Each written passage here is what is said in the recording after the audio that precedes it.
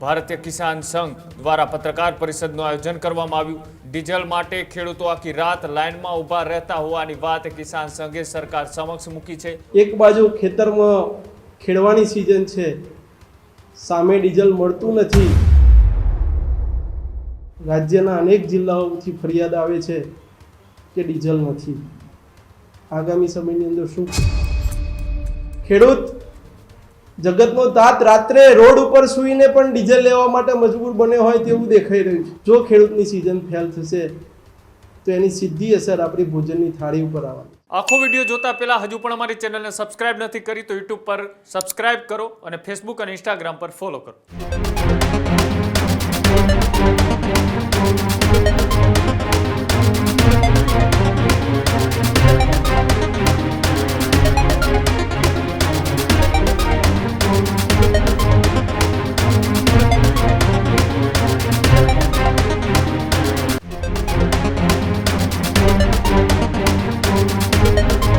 Petrol ડીઝલનું એ સંકટ એ પૂરા દેશની ઉપર જોવા મળી રહ્યું છે। વિશ્વ ઉપર આ સંકટની પરિસ્થિતિનું ભારત પણ સામનો કરી રહ્યું છે।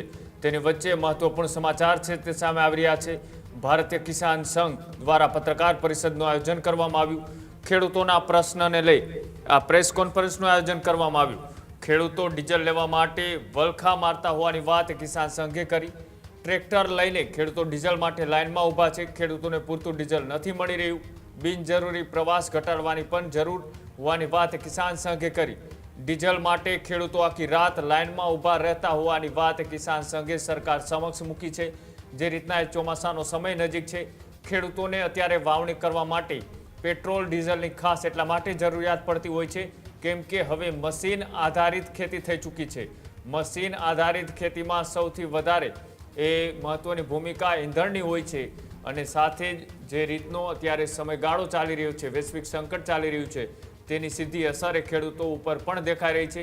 પેટ્રોલ પંપ ધારકો એ ખેડૂતોને પેટ્રોલ ડીઝલ આપવાના બદલે કોન્ટ્રાક્ટરો અથવા તો તેમના નજીકના લોકોને આપતા હોવાના આક્ષેપો પણ ખેડૂતો દ્વારા કરવામાં આવ્યા હતા। તેને જ લઈને ભારતીય કિસાન સંઘે પત્રકાર પરિષદ કરી અને સરકાર સમક્ષ શું માંગ મૂકી આવો તે પણ જોઈએ।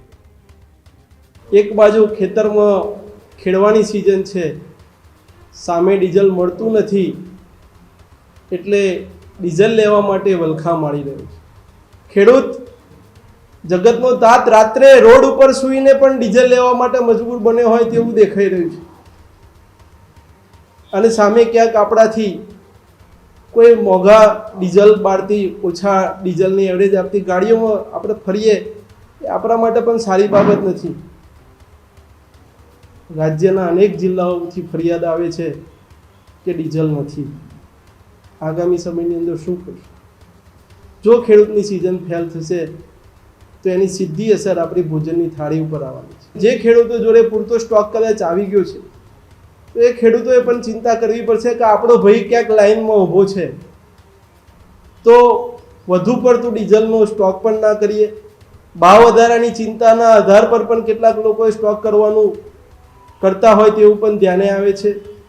એક બાજુ ખેતરમાં ખેડવાની સિઝન છે, સામે ડીઝલ મળતું નથી, એટલે ડીઝલ લેવા માટે વલખા મારી રહ્યો છે।